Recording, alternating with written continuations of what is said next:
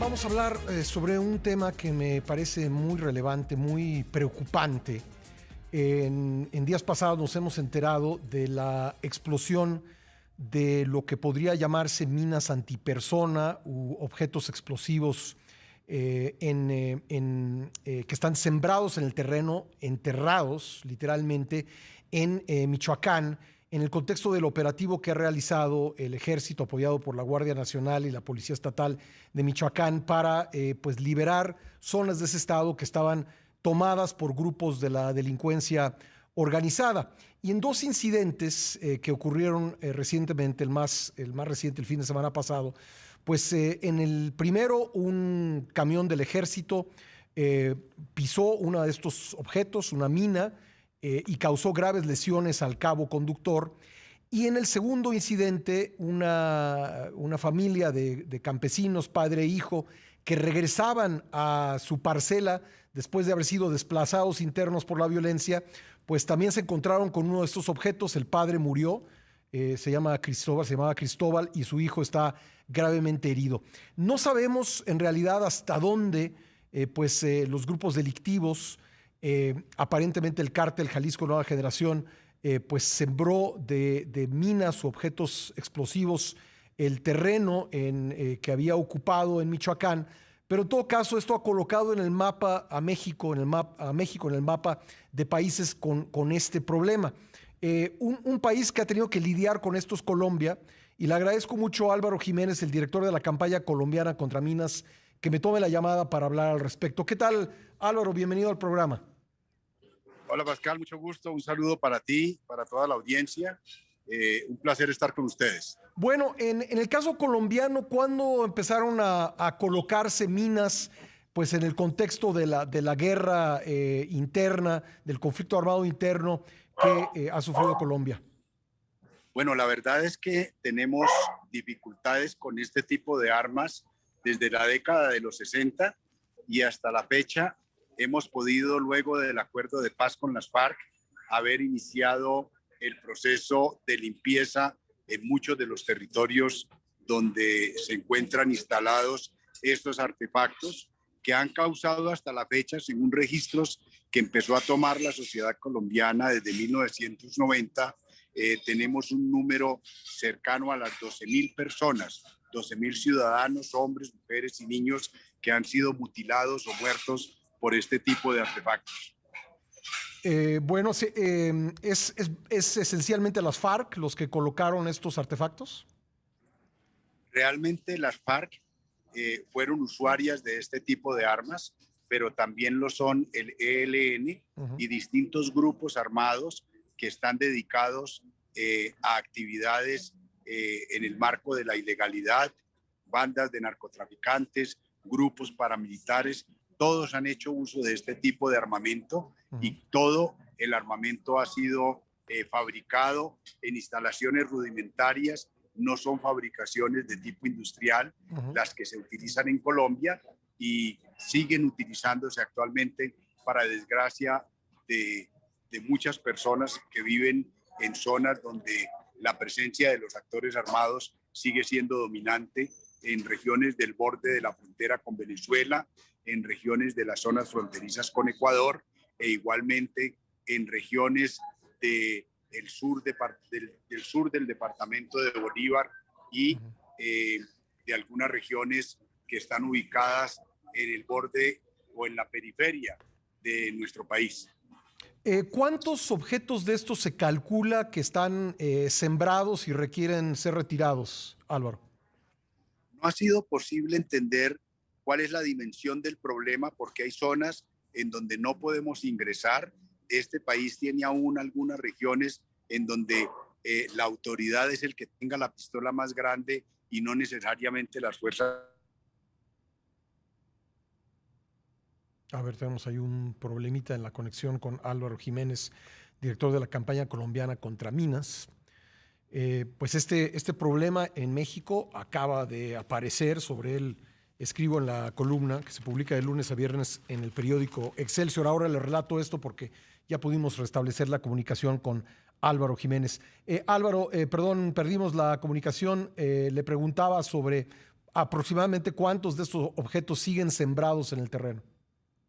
Sí, estaba indicándoles que no tenemos una cifra exacta porque hay zonas donde no podemos ingresar en el país, son zonas en donde desafortunadamente manda el que tenga la pistola más grande y no necesariamente las fuerzas del Estado, y no tenemos un exacto dimensionamiento del problema que afecta a algunas regiones del país.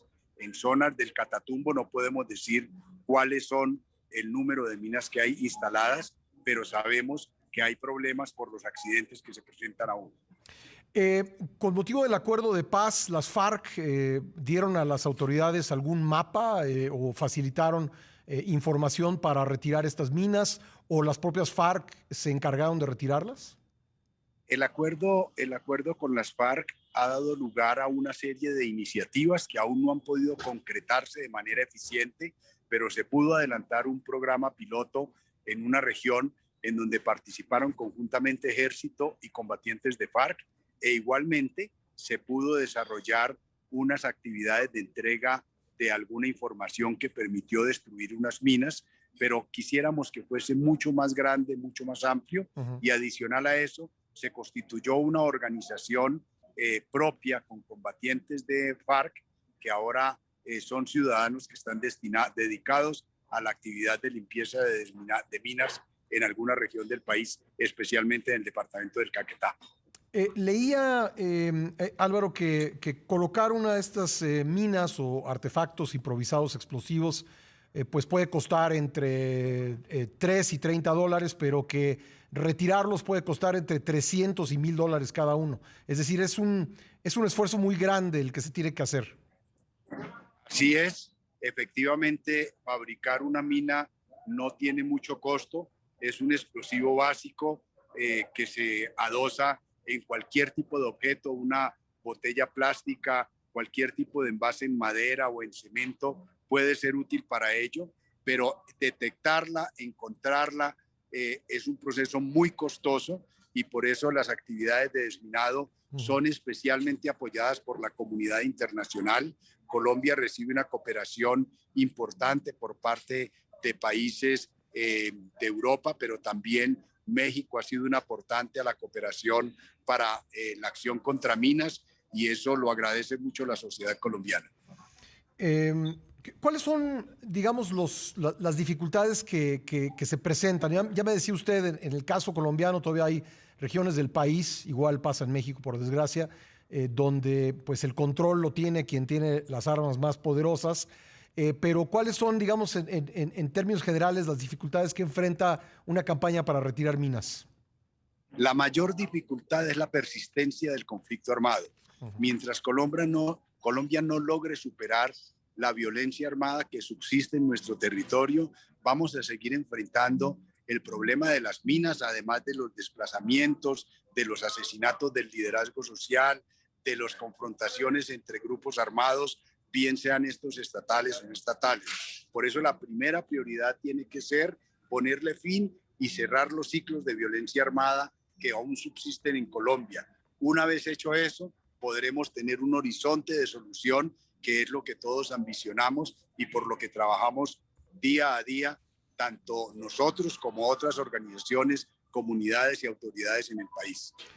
Como decía yo en la introducción de nuestra conversación, México está pues apenas descubriendo esta realidad. Con base en la experiencia colombiana, ¿qué podría decirnos? ¿Qué es lo que puede estar enfrentando el país y cómo puede comenzar a solucionarlo? México está viviendo una situación difícil en materia de uso de explosivos.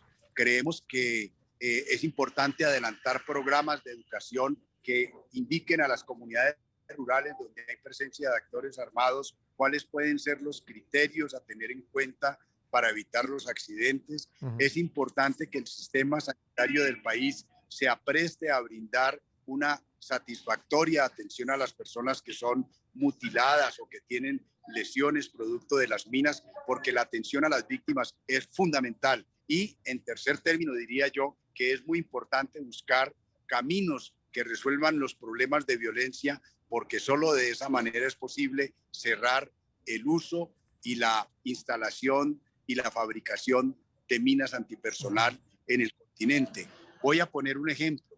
Venezuela había concluido el problema de las minas hace 4 años. Sin embargo, hoy, territorio de la zona fronteriza con Colombia, en el Apure venezolano, está presentando personas muertas y heridas por minas antipersonal en una situación dolorosísima que nosotros rechazamos y que queremos llamar la atención también sobre ella.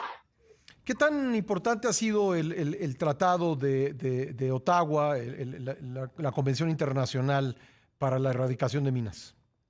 El tratado es fundamental porque en el caso de Colombia, pero también en el de México y en el de Venezuela, que son estados parte de la Convención Internacional, garantizamos que nuestras fuerzas institucionales no fabriquen, no desarrollen, no usen, que destruyan sus arsenales y obligan a los estados a cumplir los compromisos internacionales en materia de atención a las víctimas y de cooperación para que se ponga fin al uso de las minas. Por tanto, el tratado es vital y por eso instamos a que en la región solo hay 2 estados que no son firmantes de la misma, que es el caso de Estados Unidos y de Cuba, pero seguimos insistiendo, no solo desde la sociedad civil, sino también desde la comunidad de estados parte, para que Cuba y Estados Unidos se hagan parte de esta convención. Pero el tratado es la herramienta fundamental, es la puerta de entrada para resolver el problema. Le agradezco mucho a Álvaro Jiménez, director de la campaña colombiana contra minas, que me haya esperado en la línea. Álvaro, ya que es difícil saber exactamente cuántas minas han sido sembradas en Colombia a lo largo de décadas de conflicto, ¿podría comentarme cuántas han logrado retirarse y más o menos en qué lapso? Perdón, ¿podría contarte qué? Perdón. Sí, podría comentarnos cuántas han logrado retirarse y en cuánto tiempo. Muy importante. En los últimos 6 años que hemos venido desarrollando esta actividad entre todos los colombianos, hemos logrado despejar ya 168 municipios del país que corresponden a un territorio importante, cercano a los 700.000 kilómetros cuadrados, perdón, a los 70.000 kilómetros cuadrados, y hemos podido retirar una cifra cercana a las 5.000 minas antipersonal.